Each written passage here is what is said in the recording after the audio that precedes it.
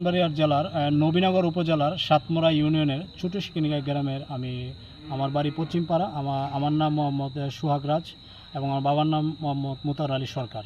আমি ছোটোবেলা থেকে আমার একটা স্বপ্ন ছিল যে একটা সিনেমাতে হলো অভিনয় করার আর কি। তো আমি 2011 সাল থেকে 2018 সাল পর্যন্ত ঢাকা ছিলাম। তো তারপরে ওই সময়ের মধ্যে আমি বেশ কয়েকটা নাটকে অভিনয় করেছি। তবে সিনেমার প্রতি একটা বড় পর্দার প্রতি একটা ভালোবাসা ছিল অন্যরকম। তবে এই কাজের ব্যস্ততার কারণে আসলে যারা সিনেমাতে কাজ করে অ্যাকচুয়ালি ফ্রি থাকতে হয়। ফ্রি না থাকলে সময় টাইম তো শিডিউল মিলাইতে হয়। তো আমি তো একটা চাকরি করেছিলাম দৈনিক কালের কণ্ঠে, সেই জন্য আসলে সেই স্বপ্নটা বাস্তবায়ন করতে একটু কষ্ট হয়েছিল। তো তারপরে আমি বাংলাদেশ চলচ্চিত্র পরিচালক সমিতির একজন সহকারী পরিচালক সদস্য হিসাবে আছি। তো সেই হিসাবে আমি বাংলাদেশ চলচ্চিত্রের কলাকৌশলী বা হিরো হিরোইন অনেকের সাথে পরিচালক আমার একটা সুসম্পর্ক ছিল।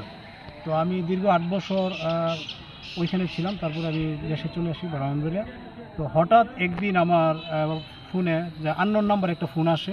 তো তখন বলে যে আমি এআর মুকুল নেত্রবাদী বলছি, পরিচালক। তো আমি 3টা সিনেমা তৈরি করব। 3টা সিনেমার মধ্যে একটি গল্প আমার লেখা শেষ। গল্পের নাম বাপজান।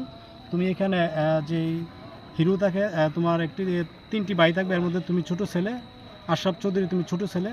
তো তুমি একটু অভিনয় করবা, তোমার সাথে হিরোইন থাকবে স্বর্ণা বিশ্বাস।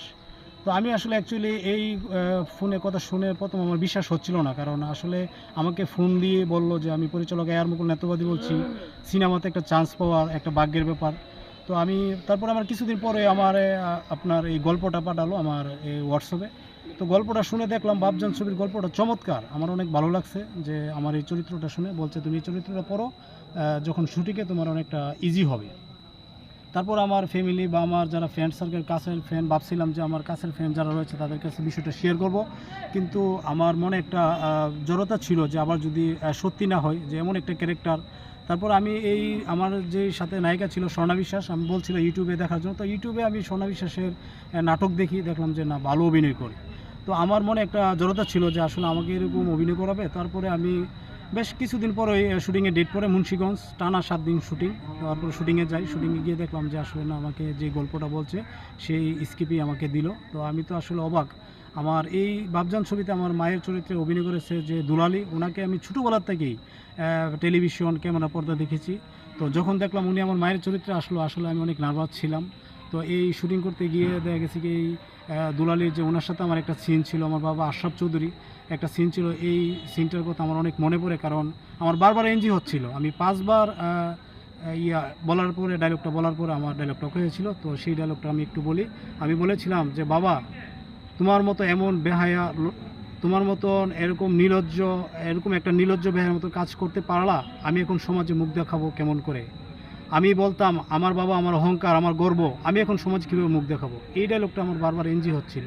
5বার বলার পর আমার এটা অফ হয়েছিল। তো আমি আমার যে স্বপ্নটা পূরণ হলো, সেই জন্য অসংখ্য ধন্যবাদ জানাচ্ছি পরিচালক এআর মুকুল নেত্রবাদীকে। এবং এই বাপজান ছবির যত কলাকৌশলী আছে এবং বিশেষ করে সরল হাসমত একজন অভিনেতা, উনিও আমাকে অনেক সাপোর্ট করেছে এবং পরিচালক আমাকে সাপোর্ট করেছে। তো আমার যে স্বপ্ন ছিল, আসলে আমি ভাবছিলাম যে আমি স্বপ্নের মাঝে আছি। তো বর্তমানে আমি বাপজান ছবির শুটিং, ডাবিং, এডিটিং সকল কিছু শেষ, সেন্সরে জমা পড়েছে। তো আমি আশাবাদী খুব শীঘ্রই বাপজান ছবিটি মুক্তি পাবে।